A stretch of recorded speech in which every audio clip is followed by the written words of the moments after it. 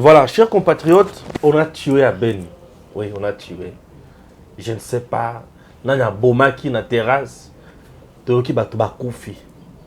Mais gouvernement, il y a RDC à lobby. Azar on a pour nakotala les Cambouana du début à la fin. On a koyeba ke nani asali makamboana. Puisque l'identité ya bato bakoufi eyebani déjà. Chers Congolais, déplorable. Mais Moïse Katumbi est monté au créneau pour réclamer les enquêtes responsables pour la solution émona. On a le Kambo Liboso. Le Kambo balé. Amitié oyo fachi asalela batuna ya kabe ya kamonga. Et puis si bato rebelle palpitation. Talaneti tata oyo. Gims la ki sabangona.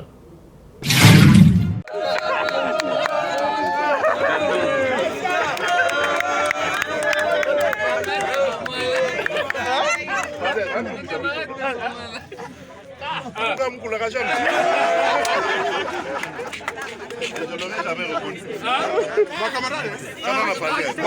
Biro ya Jimmy.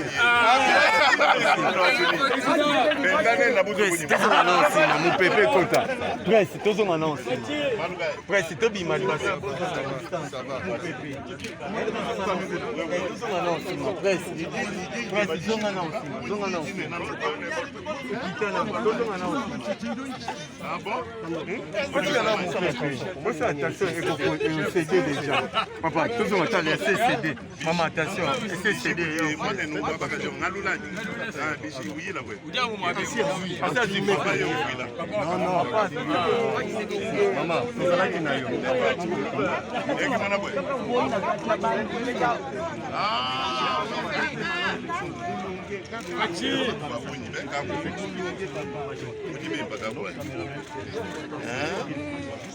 vraiment, Zambia a maintenant. Il y a des gens, ça sera des meilleures photos. Bon,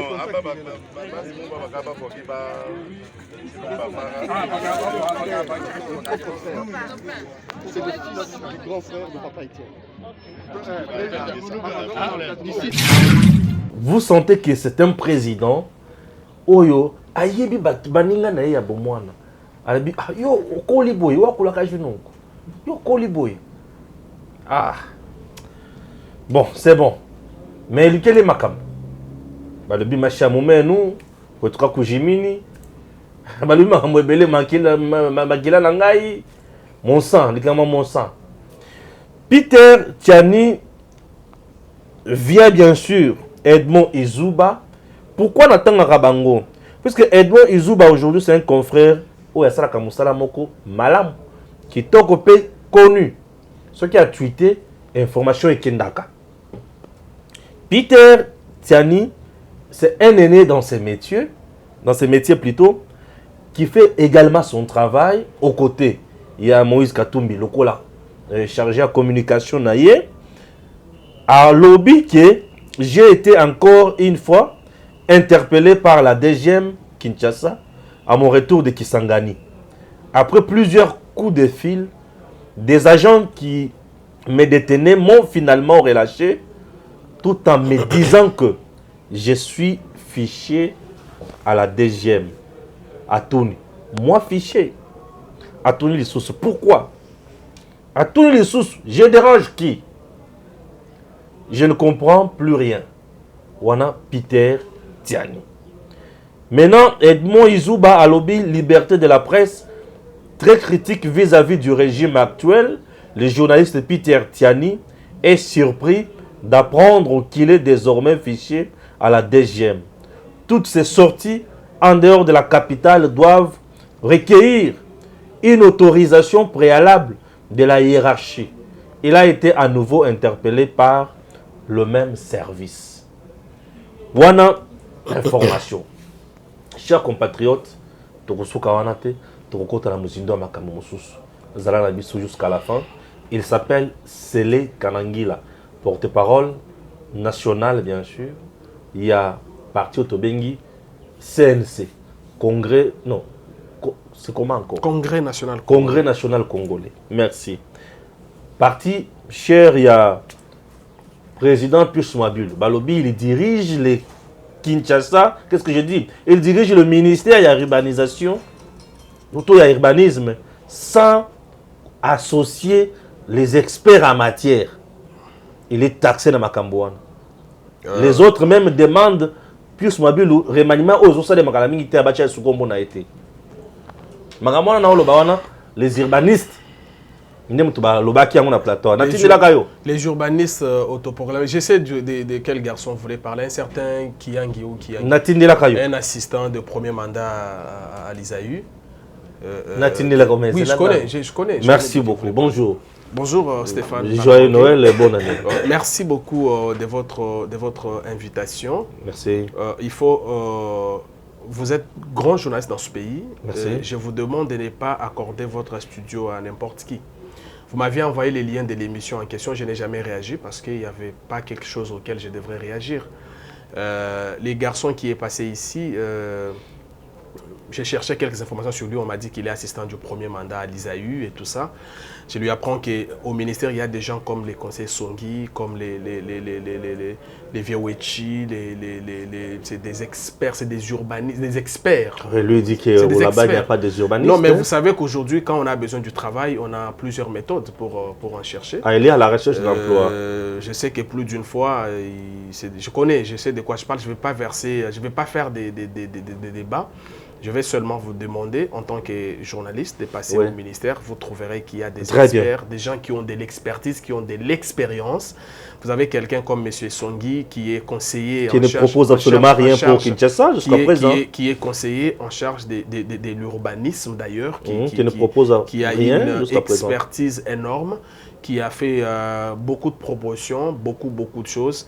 Mais qui sont restées lettres mortes. Vous savez qu'à Kinshasa, pour qu'on parle de toi, il faut insulter les gens, il faut citer leur nom. Moi, je ne suis vraiment pas venu pour cela. Et puis répondre à votre invité. Il est dans la démocratie, il peut dire ce qu'il pense. Je ne vois pas pourquoi je dois consacrer les premières minutes. Dites-nous un peu, il a tort ou raison par rapport à ce que vous avez comme réalité? D'abord, il n'a rien dit. En fait, il n'a rien dit. J'avais suivi son. En fait, c'est des jeunes qui veulent qu'on le connaisse un peu. Si citer le nom de Mwabilou peut faire sa publicité, je lui souhaite bonne chance. Ok, comme vous niez tout, mais quelqu'un qui a bien parlé, qui a dit Kinshasa n'a même pas un projet, même pas une vision urbaniste, une vision urbanistique. C'est-à-dire que Kinshasa ne peut même pas être appelé ville. Ça, c'est un village. Ça veut dire au moment où on a même un ministre national qui n'a même pas un plan pour Kinshasa, vous dites ça. S'il vous plaît, soyons quand même sérieux. Oui, mais on le sait, bien sûr. Cette ville a été construite par les Belges. Bien sûr. Vous voulez me dire que... Mais aujourd'hui, on ne propose rien pour changer les choses. S'il vous plaît, vous voulez me dire que tous ces Belges-là n'ont aucune notion. Il n'y a que le monsieur qui est passé ici qui a la notion parce qu'il est assistant du premier mandat à l'ISAU. Mais je lui apprends que dans la délégation qui est partie récemment en Égypte, il y a son professeur à lui qui lui assiste, qui était dans la délégation comme expert de l'urbanisme. Ok. Vous comprenez? Son professeur à lui, monsieur Kalele, je cite son nom, qui était dans la délégation comme expert urbaniste. Okay. Il veut me dire que parce qu'il est assistant du premier mandat, il dépasse même les professeurs que les ministres avaient mis dans la délégation pour aller en Égypte. Je ne vais pas faire ce débat-là, s'il vous plaît. Ce n'est pas je veux vraiment que vous puissiez me c'est question de préciser l'opinion. Je vous apprends. Parce que vous ne pouvez pas préciser l'opinion qui nous suit. Regardez. L'urbanisme habitat jusqu'à l'arrivée des Pius Mwabilou fonctionnait sur base d'un décret signé depuis 1957. Wow. Et ce décret, quand Pius Mwabilou est arrivé, il a tout de suite réalisé qu'il n'était pas adapté à nos réalités. Parce que la ville de Kinshasa a été construite pour 400 000 personnes. Merci. Aujourd'hui, nous en sommes au-delà de 15 millions. À plus de 10 millions. Oui. Et donc, il fallait un autre instrument juridique pour encadrer l'urbanisme à Kinshasa. C'est comme ça que nous avons un code qu'on appelle les codes, n'est-ce pas? Pourtant, c'est encore un projet de loi. Je vais dire ça comme ça pour être trop précis. Un projet de loi portant code de l'urbanisme et de la construction. Ça, c'est l'œuvre de Pius Mwabilou. Et pour ce travail-là, les professeurs... S'il vous plaît, je vous ai parlé d'un professeur que lui, les garçons là assistent, non? Ah, merci. Vous voulez me dire qu'un assistant de premier mandat est plus qu'un professeur? Un assistant de premier mandat qui n'est là que pour surveiller les travaux pratiques. Les TP. Je suis assistant, je sais de quoi je parle. Et vous savez de quoi je parle aussi. Bien sûr, alors, bien sûr. Respectons quand même la science. Merci beaucoup, Célie Kanangila. Je ne sais pas qui vous avez été vexé. Non, je ne suis pas vexé, mais tu vois, cette façon de faire à Kinshasa, cette façon de faire à Kinshasa a pris des allures un peu inquiétantes, où quelqu'un peut se permettre, parce que nous avons les médias dont les portes nous sont ouvertes, d'aller raconter les gens, excusez-moi, je ne vais peut-être pas utiliser des termes pas bons ici, mais c'est pas logique. Je vous apprends ici que le ministre, plus depuis qu'il est à l'urbanisme, il travaille outre les experts de son ministère, il travaille beaucoup plus avec les experts de l'ISAU. L'ISAU, c'est l'université dont les garçons là, ou les messieurs qui étaient ici, assistants du premier mandat. Tu ne peux pas dire notre compatriote, si vous voulez, il reste notre compatriote de toute façon. Ça reste un peu élégant. Alors, je trouve que tu es toujours un garçon élégant. Laissez-moi voir. Ne me déçois pas quand même. Je trouve que notre compatriote qui est passé ici, qui n'est qu'assistant du premier mandat, veut prendre la place de ces professeurs qui sont à tout moment associés au ministère. Je vous ai dit ici qu'il y en a qui sont partis en Égypte avec les experts du ministère pour, non seulement dans le cas de Shelter Afrique, parce qu'on doit dédensifier Goma. Il était dans la délégation, il était et à Goma et à Yaoundé. Moi, j'étais à Yaoundé aussi. Il y a aussi un plan pour Kinshasa. Bien sûr, bien sûr. On a fait un plan pour Kinshasa, on a fait un plan pour Goma. Et comment on parle de déplacer Goma vers Saké 1 et Saké 2? Ce ministre-là a fait un grand travail. Les gens ignorent tout ça. Non, les gens n'ignorent pas. Il y a des gens qui ignorent de mauvaise foi. Je vous ai dit ici sur ce plateau que Patrick Charodo définit les discours comme étant une organisation transphrastique et une orientation. Mais il établit deux éléments pour comprendre les discours de quelqu'un. C'est soit son niveau intellectuel, si le discours est conçu par quelqu'un qui est plus intellectuel que toi, il te sera difficile de comprendre le discours. Mais notre élément, c'est l'intention, c'est l'image qu'on a vis-à-vis de quelqu'un. Ne pensez pas qu'aujourd'hui, si vous avez une mauvaise image de M. Stéphane, si vous avez une mauvaise intention sur lui, tout ce qu'il dira sera mauvais. Et vous allez faire exprès de ne pas comprendre ce qu'il vous dit. C'est même l'essence du débat que vous avez vu en Bouchemaï, Machia Momenou et tout ça. Tu veux engager un débat dans une langue dont tu ne connais même pas les béabas. Mais c'est grave. C'est grave. On en arrive. Et donc, je pense qu'en tant qu'éducateur de masse, c'est aussi votre travail de ne pas permettre à quelqu'un de venir raconter sa vie sur un plateau, seulement parce que citer le nom de celui-ci ou de celui-là peut quand même faire en sorte qu'on les suive sur YouTube. Ce qui est vrai, les gens ne viennent pas raconter leur vie ici. Ce sont des gens qui quand vous partez, puisque lorsqu'on est déjà assistant, c'est supposé qu'on a déjà été licencié. S'il vous plaît. Et un licencié ne peut pas venir raconter sa vie quand même ici. S'il vous plaît. Moi, je ne viens pas faire des débats ici autour des titres des gens. Bien sûr. Parce que s'il faut s'en tenir au titre, on sait comment certaines personnes ont été... Pas mal. Bien sûr. Et donc, nous comptons sur les gens qui, lorsqu'ils parlent, lorsqu'ils écrivent, lorsqu'ils réfléchissent, ils nous montrent ce qu'ils ont sans nous avoir dit ce qu'ils sont. Ils nous montrent ce qu'ils sont sans nous l'avoir dit forcément. C'est-à-dire, de par ce que tu dis, je peux comprendre que tel a fait une bonne école. De par ton raisonnement, je peux comprendre que tel est né d'une bonne famille, ainsi de suite. Et donc, c'est comme ça qu'aux États-Unis aujourd'hui, quand tu vas chercher le travail, on ne te demande pas les diplômes. Monsieur Balamangué, qu'est-ce que tu es à mesure de nous produire ici comme travail?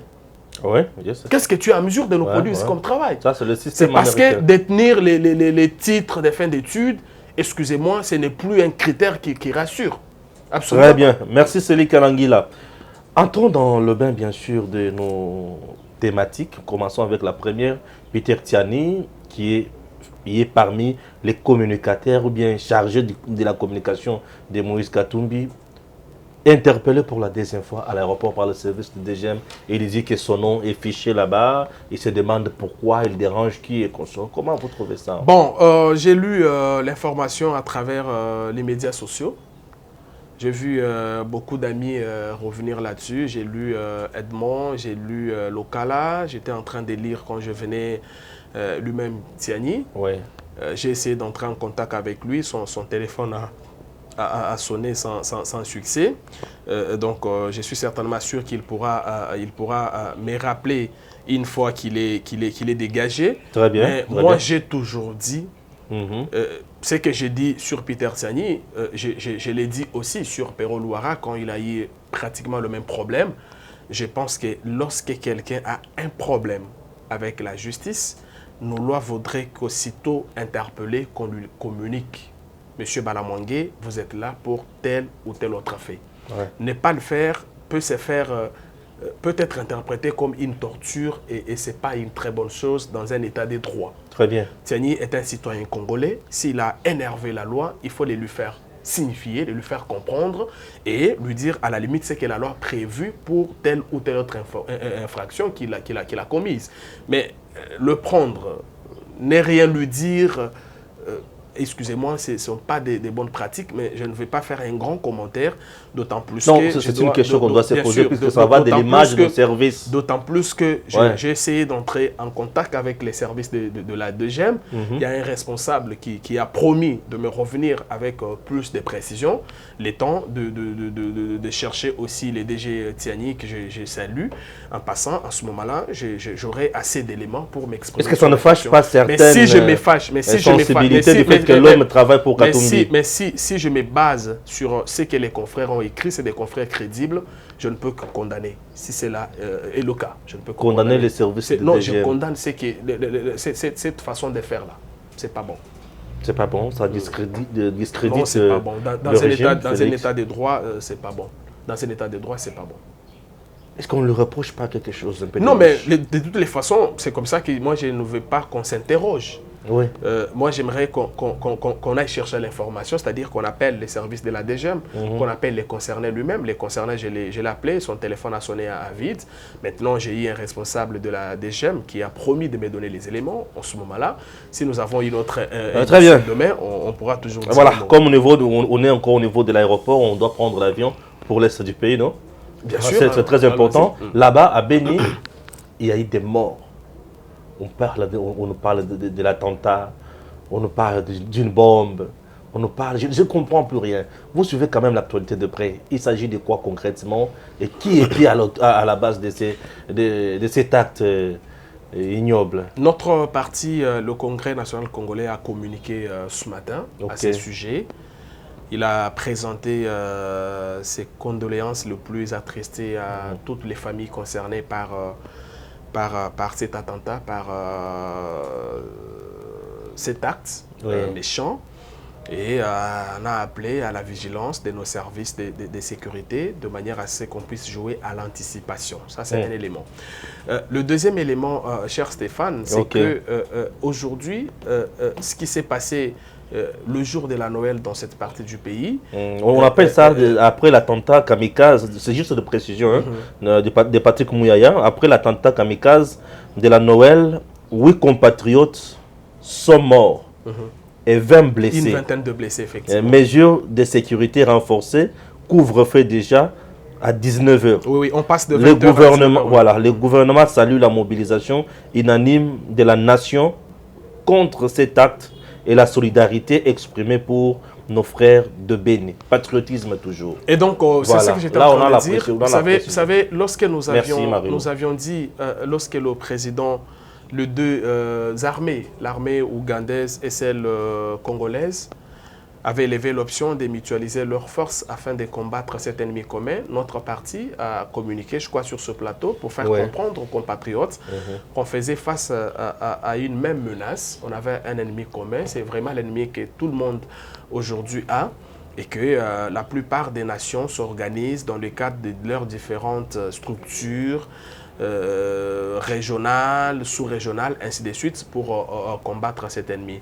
Ce qui s'est passé les jours de la Noël dans cette partie du pays, c'est vraiment un acte de représailles. Un acte de représailles d'un ennemi qui a même, par cet acte, changé son mode opératoire. Vous savez, Stéphane, que lorsqu'on a décrété l'état de siège, notamment dans cette partie du pays, certains compatriotes, à tort ou à raison, avaient critiqué l'état de siège. Et j'avais dit sur ce plateau que l'état de siège en soi n'était pas une solution automatique ou une fin automatique de la guerre dans l'est de notre pays. Mais l'état de siège faisait partie des options qui devraient être levées parce que les soucis étaient qu'on parvienne à mettre hors état de nuire cet ennemi qui opère de diverses manières.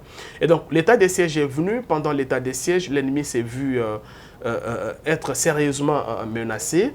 La preuve, c'est que beaucoup de villages qu'il avait occupés ont été reconquis par nos forces armées. Et donc, vous verrez qu'aujourd'hui, un ennemi qui venait aisément, qui pouvait entrer dans un pays et tuer, réalise qu'aujourd'hui, il y est difficile n'est-ce pas, d'entrer et de tuer.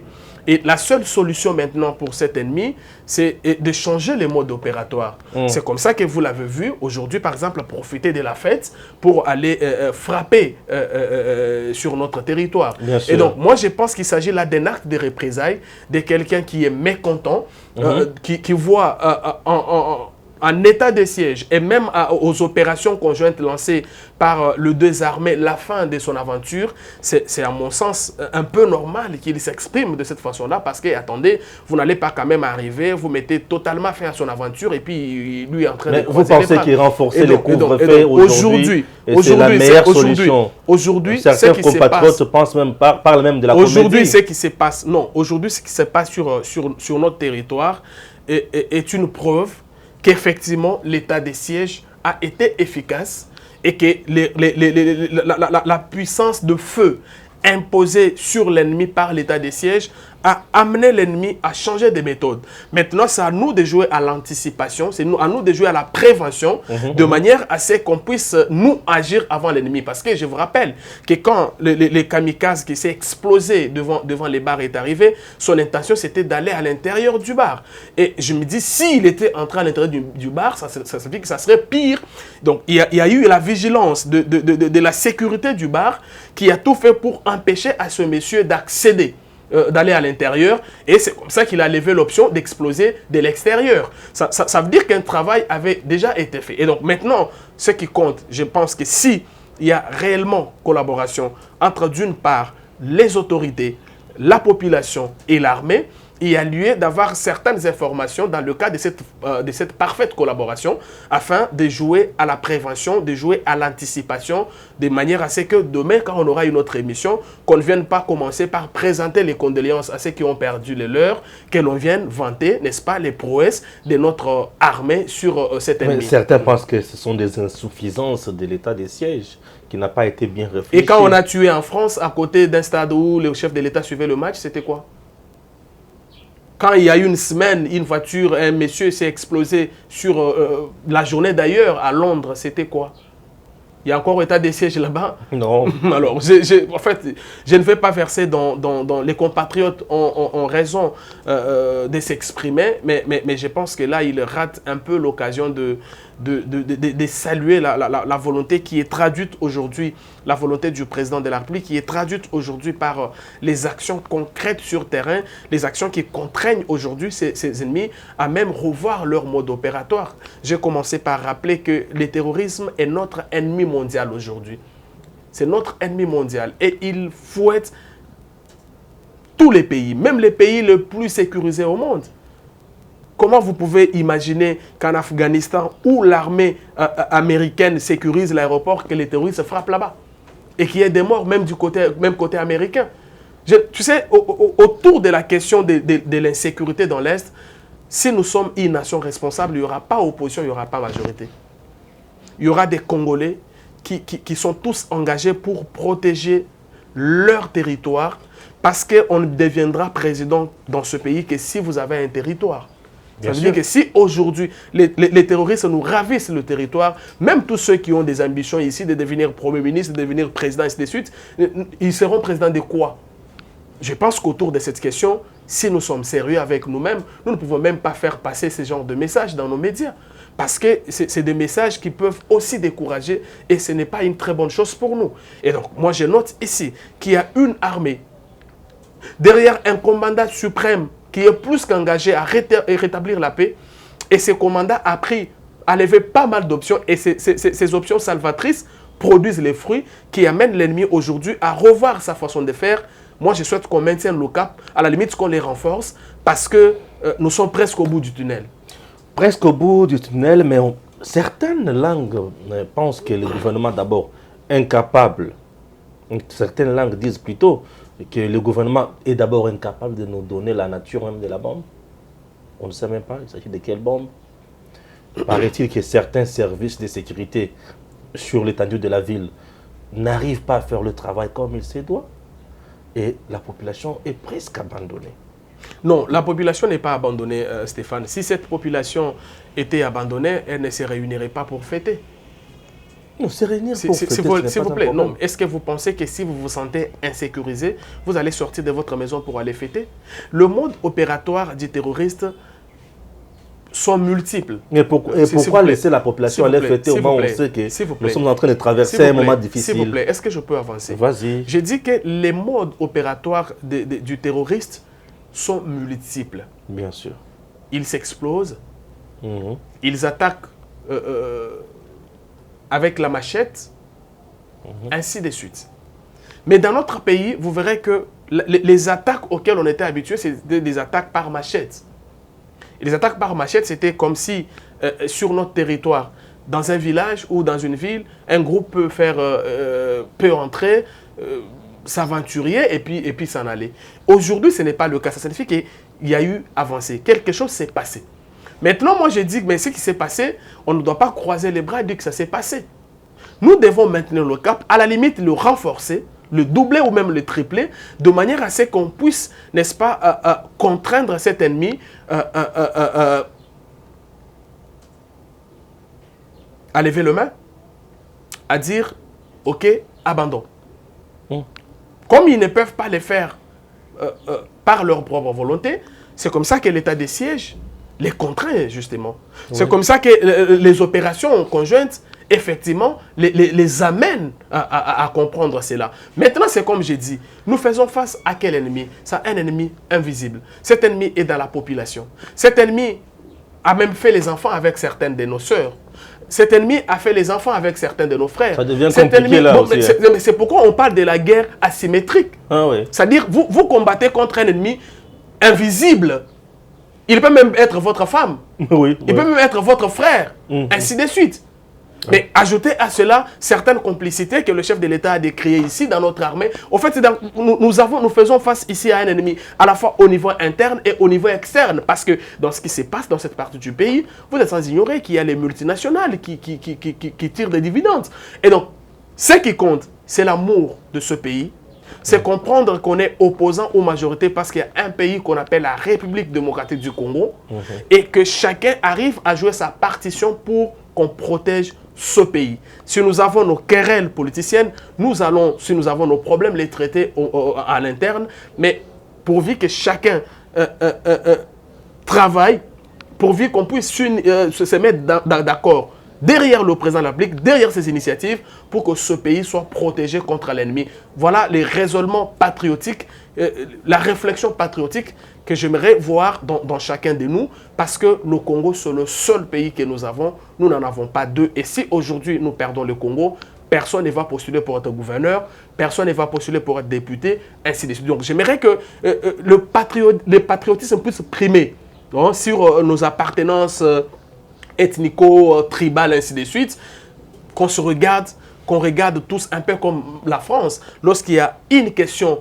qui relève de l'intérêt général, il n'y a pas majorité, il n'y a pas opposition. Vous verrez Macron à côté de Hollande, à côté de Sarkozy, bien qu'avec ses problèmes à la justice, parce que la France doit être là protégée. Oui. Moïse Katumbi exige des enquêtes sérieuses et responsables.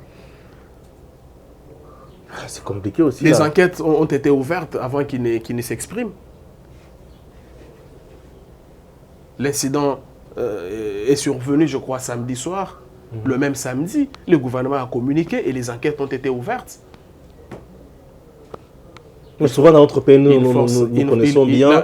On ouvre rapidement les enquêtes et par après, on n'a même pas les résultats. Là, il force une porte ouverte. Ça n'a pas de sens. Peut-être qu'il avait l'occasion de parler un peu comme il est dans la posture du présidentiable. Et donc maintenant, il faut, même lorsqu'on n'a rien à dire, on doit toujours parler parce qu'il faut qu'on s'écoute. Mais à ce niveau-là, j'ai l'impression... S'il vous plaît, la question, ce n'est pas seulement de parler. La question, c'est de se demander si ce que j'ai dit là perce dans l'opinion. Si l'opinion adhère à ce que j'ai dit. C'est ça le problème aujourd'hui. Or, pour ce qui nous concerne, aujourd'hui, les Congolais savent qu'il y a un monsieur qui se bat pour que leurs conditions de vie puissent être améliorées. Les Congolais sont savent, derrière lui. Les Congolais savent. Nous l'avons vécu, bien sûr, à les Congolais savent, s'il vous plaît. Les Congolais savent que s'il y a gratuité de l'enseignement dans ce pays, c'est grâce à Tshisekedi. Les connu. Congolais savent Ouais. que si aujourd'hui tous les voleurs de l'argent de l'État qui vivaient aisément ici ont peur aujourd'hui, c'est parce qu'il y a l'état des droits dans ce pays. Non, les Congolais savent qu'ils sont arrêtés et puis relaxés provisoirement. Non, mais là c'est un autre débat. Là, effectivement, ça fait partie de l'état des droits. L'état des droits, c'est une société dans laquelle chaque personne est inférieure à la loi. L'état des droits signifie aussi fonctionnement de chaque institution dont l'indépendance la plus totale sans recevoir les ordres de qui que ce soit. Ne demandez pas à la Cour de cassation qui a jugé bon d'accorder la liberté provisoire à un citoyen de ne pas le faire, absolument pas, ou ne demandez pas à un chef de l'État d'interférer. Ouais. D'autant plus que ces citoyens avaient déjà demandé une liberté provisoire pour la première fois, il n'en a pas eu. La deuxième fois, il n'en a pas eu. Quand il va à la Cour de cassation, c'est une juridiction supérieure. C'est-à-dire que lorsque la Cour de cassation lève l'option, parce que pour rendre un jugement, en dehors des lois du pays qui doivent être prises en compte pour rendre un jugement, il y a aussi, on parle aussi de la conviction du juge. Vous le savez. Ouais. Si le juge du premier degré n'a pas eu conviction d'accorder la liberté provisoire aux citoyens dont vous voulez parler, n'interdisez pas à celui de la Cour de cassation de le faire, d'autant plus qu'il ne l'a pas acquitté, il lui a juste accordé une liberté provisoire. Merci. Et donc ça fait partie d'ailleurs du fonctionnement normal de l'état des droits où aucun président, aucune autorité n'a d'injonction à donner à quelqu'un d'autre. Maintenant, un autre élément. Comment aujourd'hui on dit de Tshisekedi qu'il a arrêté, il a libéré Kamere, alors qu'il y a peu, on a dit que quand Kamere est arrêté, c'est lui qui l'avait fait arrêter parce que c'était un potentiel candidat. Ça fait quand même une contradiction et c'est pas. Puisque vous avez cité Tshisekedi, on doit citer quand même son challenger. Aujourd'hui, il devient Moïse Katumbi, qui a fait une tournée formidable. Suivons d'abord ça et puis on rentre. Non, vous avez quand même. S'il vous plaît, suivons d'abord ce que Pierrot Loire a dit sur Moïse Katumbi et sur le bilan tout et consort. Et puis on rentre commenter. Suivons. Katumbi, d'une certaine manière, a fait arrêter le soleil na Kisangani, na Buta et puis na Chopo. J'étais sur place, les amis, comme reporter. J'étais sur le terrain. L'UDPS est en train de commettre de graves erreurs. L'UDPS est petit à petit en train d'être frappé par le syndrome du pouvoir. Le syndrome du pouvoir, si on n'est pas intelligent lorsqu'il te prend, il t'éloigne des réalités. L'accueil réservé à Katumbi en réalité, c'est parce que la population a de l'amour pour Katumbi. Deuxièmement, c'est le désamour que Kisangani a exprimé sur le régime de M. Tshisekedi, sur le régime de l'UDPS. Bandeko, pas si eza na Congo ya kosakana te, na koloba ngota na loba mami bale po balingi to lobate. On a senti en l'air le désaveu, le désamour de cette province-là sur le régime. L'UDPS sur lequel la plupart des Congolais avaient placé l'espoir. Aujourd'hui, c'est le désespoir qui gagne le terrain partout. Kisangani, le grand, on dit quoi, grand oriental, Bayambi Katumbi, pour exprimer leur désamour au régime. UDPS Bofou, on l'a mis sur. L'accueil triomphal que la population a réservé à Katumbi, c'était pour dire à M. Katumbi, on vous aime. Monsieur de l'UDPS, c'est le désespoir. Bandeko, pas si... Parfois, je vois les gens, les communicateurs du régime parler. Défendre, non. On peut souffrir. On ne dit pas qu'il faut, comme dans une baguette, changer. Mais il faut renaître l'espoir dans le cœur de ces peuples. J'ai lu également dans les réseaux sociaux certaines personnes dire le discours de Katumbi était nul. Je ne sais pas. Nous sommes en démocratie, chacun peut opiner à sa manière. C'est que les gens auraient voulu que Katumbi dise. J'étais là. Katumbi est venu là-bas pour installer son parti politique. C'était une réussite totale. Et dans son discours, il s'est attaqué au RAM.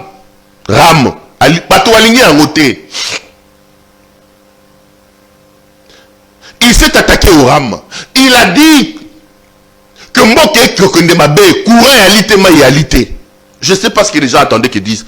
Là où beaucoup attendaient Katumbi, dont moi-même, c'est sur sa présence et sa participation à l'Union sacrée. J'ai toujours dit ici que pour moi, Katumbi n'a plus sa place dans l'Union sacrée. Le président d'Ensemble pour la République doit prendre son courage pour quitter l'Union sacrée.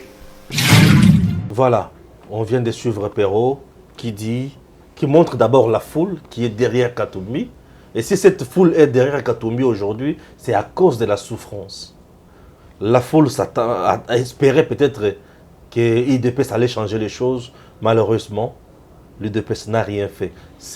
Là, je suis dans les commentaires de Perrault Louara, qui chute encore en disant, en 2023, le bilan ne sera jamais partagé. Pourquoi? Puisque le pouvoir appartient à l'UDPS. Les autres sont juste les aides maçons. Vous connaissez les assistants maçons. Hein? L'architecte reste le président Félix Tshisekedi, Bahati, Pius Mwabilou et les autres sont juste là pour aider. Voilà, d'abord, j'aurais voulu, j'ai salué... et la foule démontre déjà que Katumbi, c'est les grands challengers en 2023. J'ai salué mon aîné Perrault Louara. Ok. J'aurais voulu qu'il soit sur ce plateau pour qu'on fasse un débat. Je ne vois pas pourquoi je dois lui répondre, d'autant plus qu'il n'est pas ici pour réagir à ce que je vais dire. Et donc, c'est son opinion, c'est un Congolais qui a sa façon de voir les choses. Nous ne pouvons pas refuser aux compatriotes de mettre leur point de vue, d'autant plus que nous sommes dans une société démocratique. Et donc, je n'ai pas de commentaires à faire sur ce qu'il a dit. Si j'ai des commentaires à faire, je demanderai une émission chez lui et je lui ferai ce commentaire-là en face pour qu'il puisse me contredire. Maintenant, pour revenir au bilan, la politique que l'Union sacrée fait, que le président de la République fait, c'est la politique basée sur les valeurs. Nous, tout ce qu'on ne veut pas, c'est faire de la démagogie. Voilà pourquoi, à tout moment que le président de la République prend parole, s'il a la chance de s'exprimer sur le travail qu'il a fait, il dit aux Congolais ce qui a été bien fait, il dit aux Congolais ce qui a été fait, ce qui a été moyen et même ce qui n'a pas marché. Vous avez bien suivi son discours sur l'état de la nation, il est revenu. Mais j'aimerais ici dire à ceux qui nous suivent que nous sommes dans un système, nous sommes un État, nous sommes un régime semi-présidentiel. Dans un régime semi-présidentiel, le président de la République n'a pas tout le pouvoir. Absolument pas. Le pouvoir est vraiment partagé.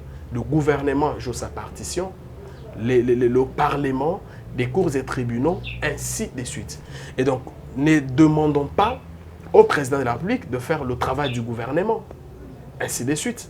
Alors maintenant, comme j'ai toujours dit, lorsque vous voulez dresser les bilans de quelqu'un, il faut partir de ce qu'il trouve. En ce moment-là, vous pouvez alors conclure. Parce que les bilans, il faut aussi, on le fait dans le temps et dans l'espace. Mais tout Congolais qui aime ce pays, c'est que depuis l'avènement du président Tshisekedi au pouvoir, c'est vrai, tout n'est pas rose, mais il y a beaucoup de choses qui ont été faites et qui ont marché pour l'intérêt général.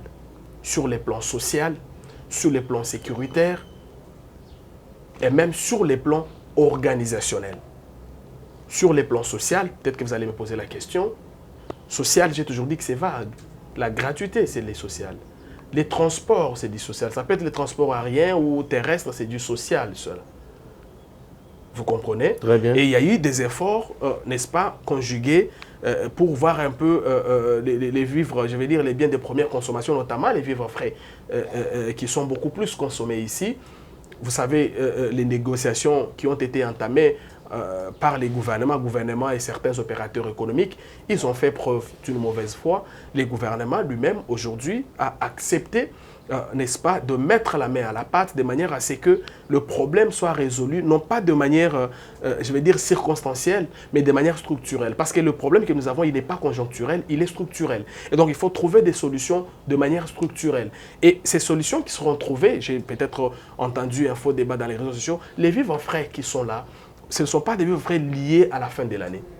L'idée du gouvernement ici, c'est qu'il faut avouer que nous sortons d'une situation où Mobutu a fait les temps qu'il a fait, Joseph a fait les temps qu'il a fait. Avec tout ce que nous avons comme minerai, comme richesse, on n'avait même pas un seul bateau de pêche. Même pas un seul. Ça veut dire que nous pouvons avoir les poissons, mais nous ne savons même pas comment les pêcher. Mais le temps que les bateaux de pêche, 3 qui sont commandés, puisse nous arriver, le gouvernement a trouvé une solution. Il y a déjà des bateaux de pêche commandés. Il y a une commande qui a été faite, ces 3 bateaux qui pourront arriver d'un moment à l'autre. Et donc, vous verrez que ce gouvernement a fait du bon travail. Mais il faut aussi partir de ce qu'il trouve. Vous pensez que s'il arrivait et qu'il trouvait une nation organisée avec des bateaux de pêche, ainsi de suite, peut-être qu'on allait passer à autre chose. Donc moi je pense que si on veut juger le président Tshisekedi, il faut partir de ce qu'il trouve. Mais quand vous regardez ce qu'il trouve et ce qu'il fait, la population sait que c'est lui qu'il faut. Parce que ces conditions de vie, les conditions de vie de la population doivent aller d'amélioration en amélioration. Et donc, je ne veux vraiment pas qu'on fasse un débat, d'autant plus que le monsieur dont vous parlez a géré la province du Katanga. Il a bénéficié de tous les avantages avec le sénateur à vie Joseph Kabila Kabongé.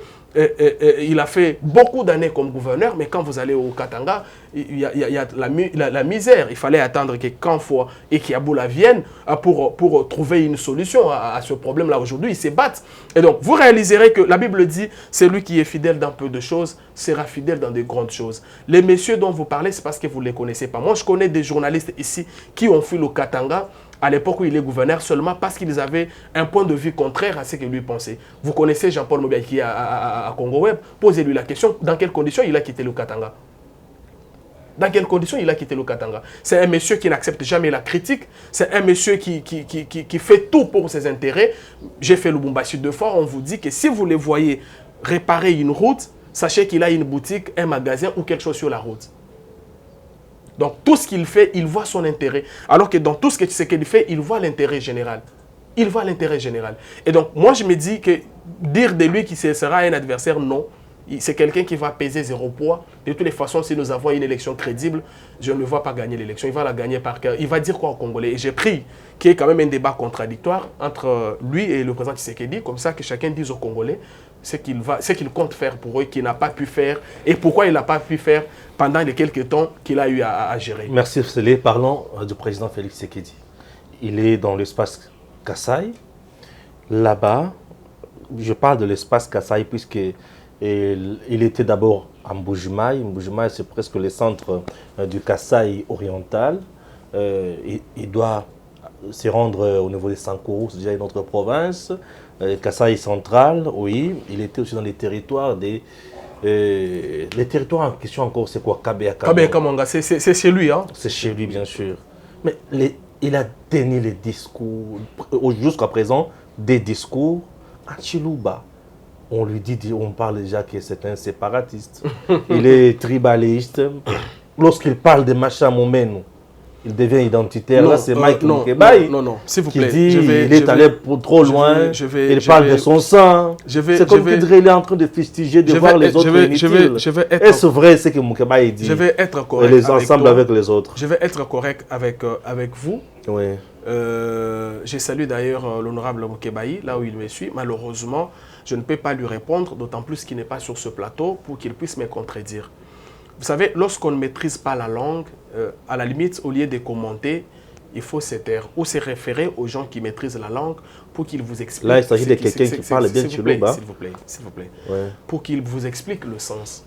Les proverbes en Tshilouba ont leur sens, leur explication. Et si vous n'en connaissez pas, si vous ne connaissez pas la signification de ces proverbes-là, vous allez donner une explication erronée, ce qui ne va pas être une très bonne chose. Je note ici que le président Tshisekedi n'est pas tribaliste. Ouais. La preuve, c'est qu'il est resté cohérent. Depuis même la campagne électorale, en Mbujimaï, après la campagne électorale à l'aéroport, il dit aux Mbujimaïens, je suis sûr que nous allons gagner l'élection. Mais le pouvoir qu'on aura, ça ne sera pas un pouvoir des Kassaïens, mais un pouvoir pour servir toute la nation. Ouais. Et donc, nous allons nous déployer pour que chaque province, chacun de nos citoyens puisse trouver son compte. Quand il vient ici, après les élections, il réunit les membres de sa famille, il tient le même discours. Lors de l'investiture, je crois que c'était le 24 janvier 2019, il tient le même discours. Quand le président Tshisekedi prend le pouvoir, vous et moi savons que l'espace Kasaï, c'est un espace, une région qui a été jetée dans les oubliettes ces 22 dernières années. Il n'y a eu aucun investissement, ni privé, ni public, au Kasaï. Aucun. Au contraire, on a ravi au Kasaï ce qu'il avait, c'est-à-dire Samiba. On a pris l'argent de l'Amiba. L'argent de l'Amiba a financé la guerre de l'AFDEL. Et après, on a fait tomber l'Amiba aujourd'hui. Ouais. Et parce qu'on investissait dans d'autres provinces, au Katanga, à Kinshasa, et ainsi de suite, ça a même provoqué l'exode rural. Beaucoup de jeunes Kassaïens qui n'ont rien vu au Kasaï, ont pensé chercher la vie ailleurs. C'est comme ça qu'ils sont allés nombreux. Laissez-moi quand même, c'est très important. Bien sûr. Nombreux ils sont allés nombreux à Lubumbashi, voilà. Au Congo central, à Kinshasa, parce que c'est là qu'on investissait. Aussi, parce que c'est là qu'on investissait. Même à Goma, nombreux sont allés là-bas. Voilà. Chez eux, il n'y avait absolument rien, rien. Ça, c'est un élément. Félicitations. Maintenant, quand un Kassaïen prend le pouvoir, sachant que chez lui, il n'y a pas de courant, il n'y a pas d'électricité, il n'y a pas de travail, il n'y a pas d'entreprise, il pouvait, s'il était tribaliste, commencer là-bas. Malheureusement, il n'a pas fait ça. S'il vous plaît, soyons quand même logiques. S'il était tribaliste, sachant que tous ces mots-là minent, ronge chez lui, qu'est-ce qui allait l'empêcher d'initier tous les projets de développement là-bas? Mais vous regarderez que depuis qu'il a pris le pouvoir, il a fait beaucoup plus l'Est que toutes les autres provinces. Et pourquoi il a fait l'Est? Parce qu'à l'Est, nous avons l'insécurité. Parce qu'aucun pays ne peut se développer sans sécurité. Tshisekedi a déployé tous ses efforts à l'Est. Et même en termes d'argent, nous sommes sûrs que la province les provinces de l'Est ont bouffé beaucoup d'argent. Ça, c'est un élément. Je vous donne un autre exemple. Le conseil de ministres s'est réuni. Il décide de faire du Transco une société nationale. On décide d'envoyer les bus dans d'autres provinces, de manière à ce qu'on ouvre ce qu'on va appeler les succursales dans chaque province, de manière à ce qu'on puisse engager dans ces provinces-là.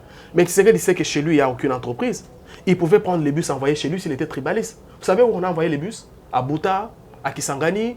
Aucun bus Transco n'est encore en Bougema jusqu'à l'heure où je vous parle. Aucun. Même s'il partait là-bas, même s'il a envoyé les bus là-bas. Mais c'est pour utiliser quelle route? Est-ce que je peux... C'est ça aussi le problème. Je vais donner un dernier exemple. Vas-y. Depuis ces 22 dernières années, je l'ai dit ici, je ne vais pas me répéter, aucun projet de développement n'a été initié au Kasaï. Ça veut dire qu'il n'y a pas d'eau, il n'y a pas de courant. Mais je vous donne juste un petit exemple. Kisangani a connu un problème du courant pendant 5 mois. Vous avez vu la première dame amener le DG de la SNEL à Kisangani? Oui. 48 heures après, on a rétabli l'électricité. Ouais, pourquoi il ne l'a pas fait en Boujma au nom du tribalisme? Alors que Boujma, ça fait des années. Des années. Ça fait des années. Il faut parler de l'espace Kasaï. Pourquoi il n'a pas fait? Oui, j'ai pas Parlons de l'espace Kasaï. Pourquoi il n'a pas fait?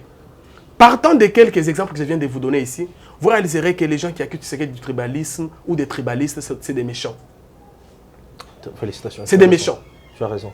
C'est vraiment des méchants. Maintenant, j'en viens à l'expression Machi Amoumeno. Machi Amoumeno, c'est une expression proche de notre proverbe en Tchulba qu'on dit « Moi, mon chance Ça veut dire quoi? Ça veut dire que Machi Amoumeno, comment je vais expliquer ça? Je vais parler du saignement. Je vais parler du saignement gencive. C'est-à-dire, vous savez, quand vous brossez, il y a une chair un peu claire autour des dents. Et quand vous brossez, il peut arriver que vous puissiez vous blesser. Alors, lorsque vous vous blessez, on dit en Tchoulouba qu'on ne peut pas jeter tous ces liquides-là. On ne peut pas les jeter. On avale toujours une partie, on laisse une partie. La tradition, c'est quoi? C'est que, tu ne peux pas les tuer, il faut lui pardonner. C'est ça le problème. Ouais. C'est un peu comme on dit, moi, non, ça veut dire, attends, tu ne peux pas accepter que Akoufa. C'est ça le sens. Alors, en quoi il y a du tribalisme dans ça?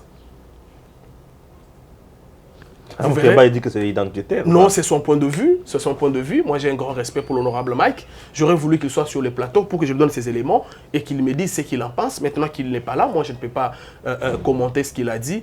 Donc, partant de quelques éléments que je viens de vous donner, Tshisekedi est un président nationaliste qui est au service de la nation. Vous êtes dit, c'est la dernière question, que le président a déjà commencé la campagne électorale. Aucune loi n'interdit à qui que ce soit d'annoncer sa candidature.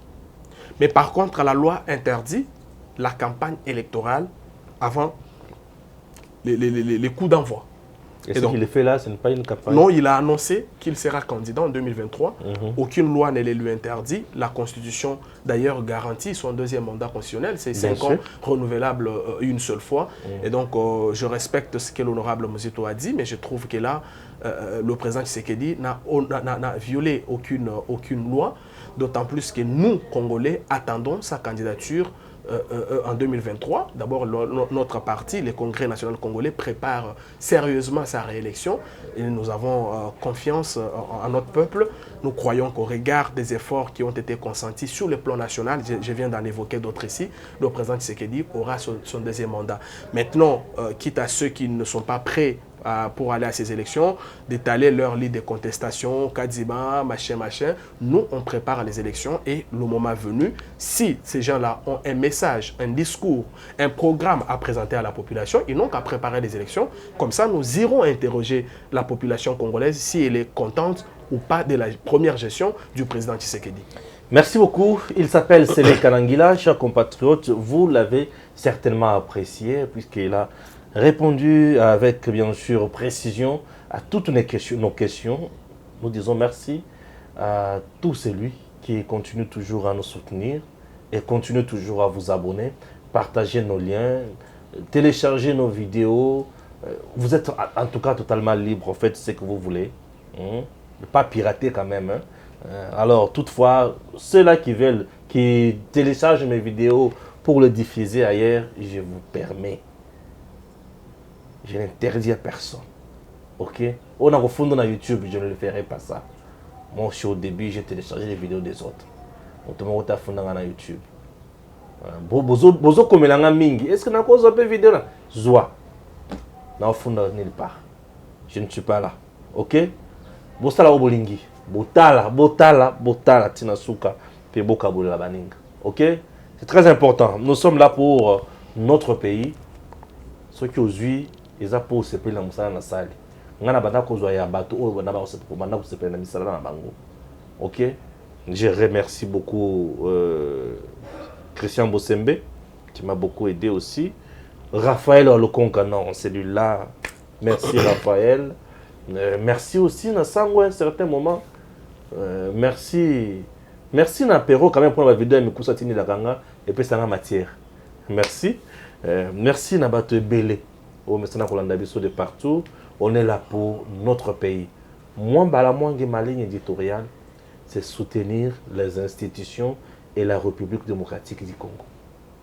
Nazara Moutodia, ligne éditoriale Yango. En journalisme, nous avons une ligne éditoriale. Ce qui nous a lobby qui est à Benga Kachilombo, et une ligne na Benga Kachilombo. Moi, je respecte l'institution. Et un journaliste doit se fier beaucoup plus dans l'OESA légal. Puisque moi, je dois appeler le président de la République démocratique du Congo, Nakombo Anine, Félix Antoine Tshisekedi Tshilombo. Ne Kombo na yoka benga na cour constitutionnelle, mukolozo prêter serment. Ce qu'on a bien sur Komone. Hein papa. Est-ce que son a bengi bon na sali mabe nazana mibeko. Na naza président Félix. Oh Fayul, na ya bisque Fayul. Ozanga na kelasi. Merci, à très bientôt. Merci beaucoup. Merci.